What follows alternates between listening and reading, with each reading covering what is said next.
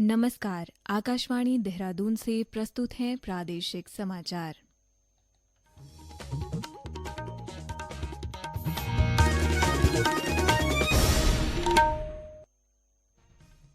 पहले मुख्य समाचार।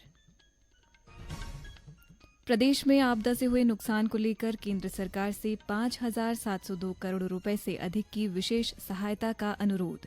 विभिन्न क्षेत्रों में उल्लेखनीय कार्य करने वाली राज्य की 13 महिलाओं को तीलू रौतेली पुरस्कार और 33 आंगनवाड़ी कार्यकर्त्रियों को उत्कृष्ट सेवा कार्य के लिए सम्मानित किया गया।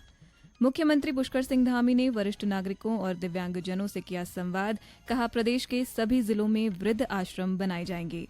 और वामन द्वादशी के अवसर पर बद्रीनाथ धाम में माता मूर्ति महोत्सव धूमधाम से मनाया गया।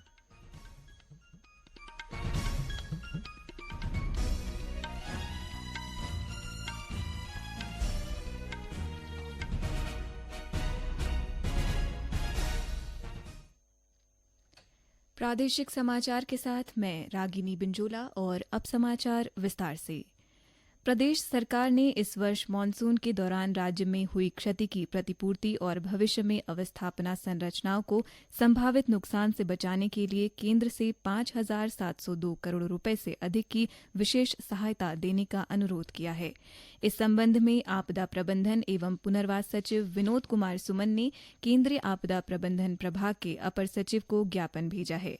उन्होंने बताया कि इस साल प्राकृतिक आपदा से सड़कों, पुलों और सरकारी परिसंपत्तियों को काफी नुकसान हुआ है। इसके अलावा निजी व्यावसायिक भवनों, दुकानों, होटलों, होम स्टे, रेस्टोरेंट और अन्य अवस्थापना संरचनाएं भी बुरी तरह क्षतिग्रस्त हुई हैं।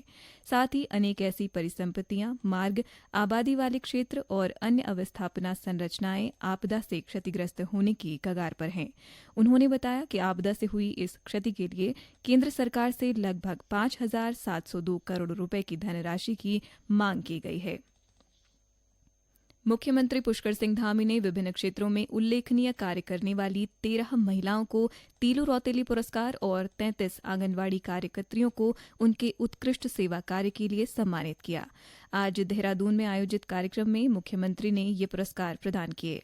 इस अवसर पर उन्होंने वीरांगना तीलू रौतेली को नमन करते हुए कहा कि तीलू रौतेली ने महज 15 वर्ष की उम्र में अपने रण कौशल से विरोधियों को परास्त किया।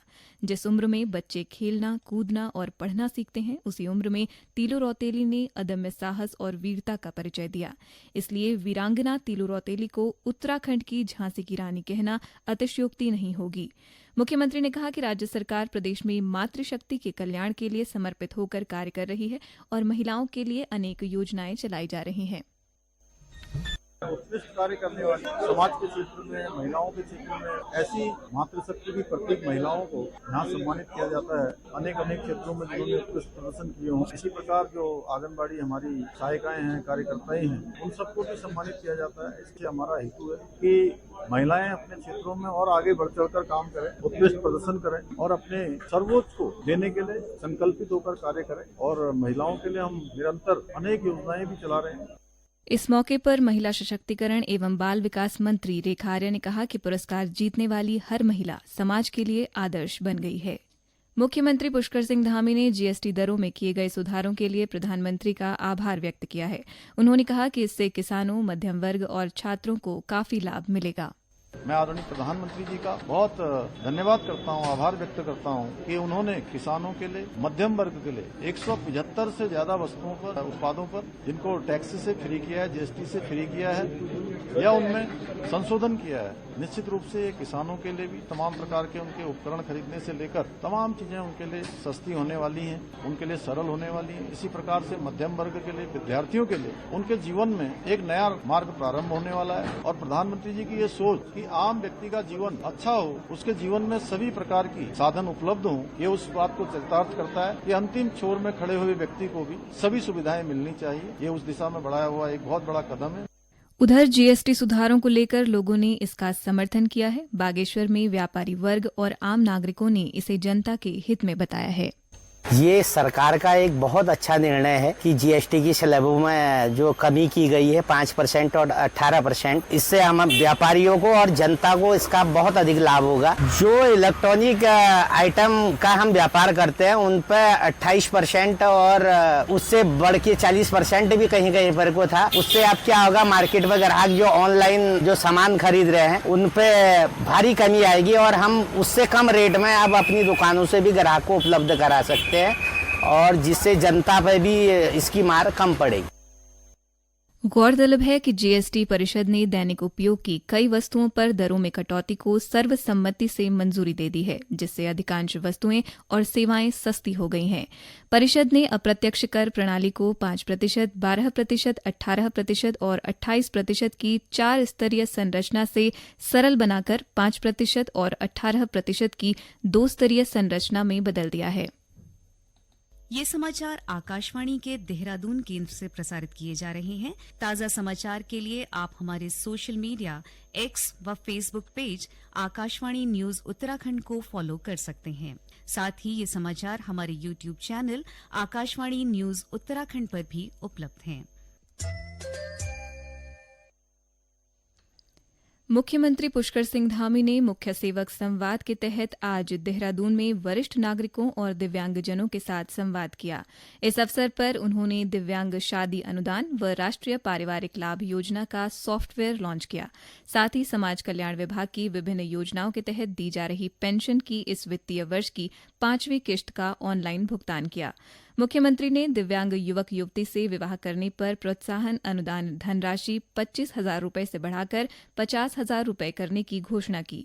उन्होंने कहा कि दिव्यांग छात्रवृत्ति योजना के तहत कक्षा 1 से कक्षा 8 तक के दिव्यांग छात्र छात्राओं को छात्रवृत्ति के लिए आय सीमा को समाप्त किया जाएगा। उन्होंने कहा कि प्रदेश के सभी जिलों में एक वृद्धाश्रम की व्यवस्था की जाएगी। मुख्यमंत्री ने कहा कि इस संवाद के पीछे उनका यही मंतव्य था कि वो सबकी समस्याओं, आवश्यकताओं को सीधे तौर पर जान सकें, जिससे उनके समाधान के लिए और अधिक ठोस कदम उठाए जा सकें। उन्होंने कहा कि प्रदेश में दिव्यांगजनों और वरिष्ठ नागरिकों के सशक्तिकरण के निरंतर प्रयास किए जा रहे हैं।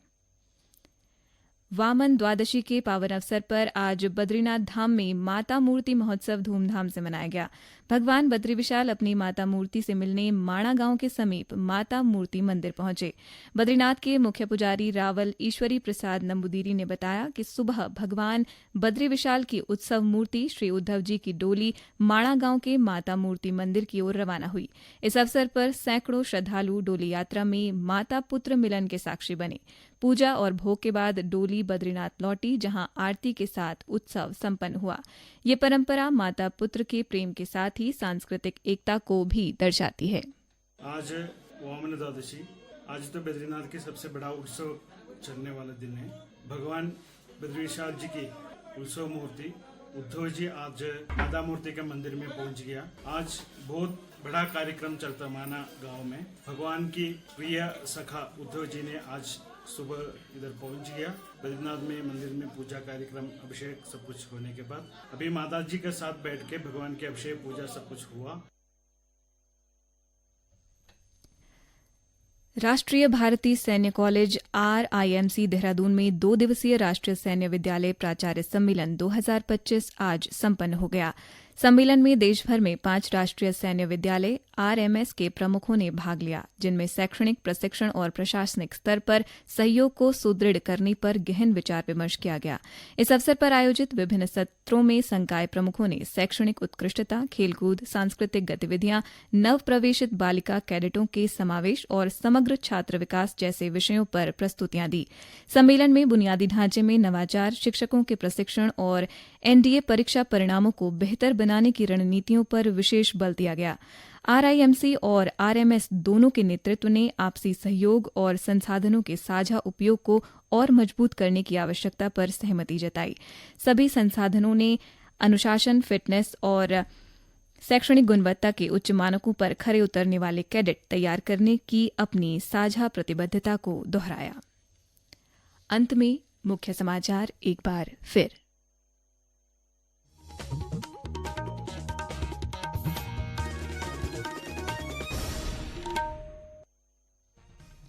प्रदेश में आपदा से हुए नुकसान को लेकर केंद्र सरकार से 5,702 करोड़ रुपए से अधिक की विशेष सहायता का अनुरोध। विभिन्न क्षेत्रों में उल्लेखनीय कार्य करने वाली राज्य की 13 महिलाओं को तीलू रौतेली पुरस्कार और 33 आंगनबाड़ी कार्यकर्त्रियों को उत्कृष्ट सेवा कार्य के लिए सम्मानित किया गया। मुख्यमंत्री पुष्कर सिंह धामी ने वरिष्ठ नागरिकों और दिव्यांगजनों से किया संवाद। कहा, प्रदेश के सभी जिलों में वृद्ध आश्रम बनाए जाएंगे। और वामन द्वादशी के अवसर पर बद्रीनाथ धाम में माता मूर्ति महोत्सव धूमधाम से मनाया गया। इसके साथ ही प्रादेशिक समाचार का ये अंक समाप्त हुआ। नमस्कार।